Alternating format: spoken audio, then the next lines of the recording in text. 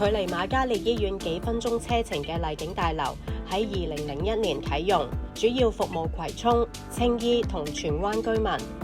為區內提供老人護理、療養、復康同舒緩護理等服務。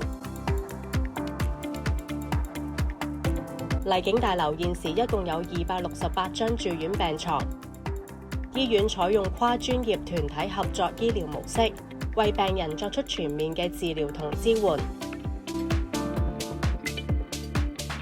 麗景大樓嘅設施亦都包括老人科日間醫院、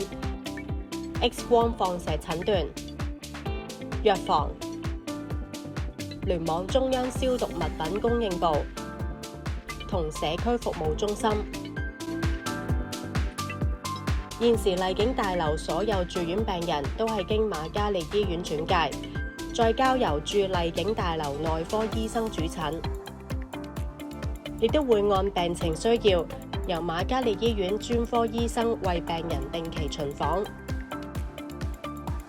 如果病人嘅情況有變，需要其他治療、緊急護理或者係專科醫療服務，有機會再轉介至瑪嘉烈醫院繼續接受治療。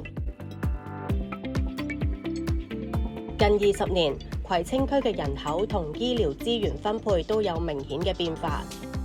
2016年，醫管局就九龍區中西聯網重新劃界，部分原有喺九龍西聯網提供療養同復康服務嘅醫院，被轉移到其他聯網。因此，麗景大樓嘅療養同復康服務喺九龍西擔當更加重要嘅角色。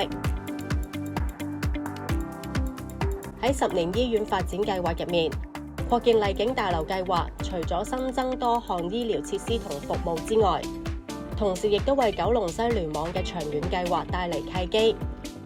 等我哋可以重新審視聯網入面各個醫院嘅服務模式，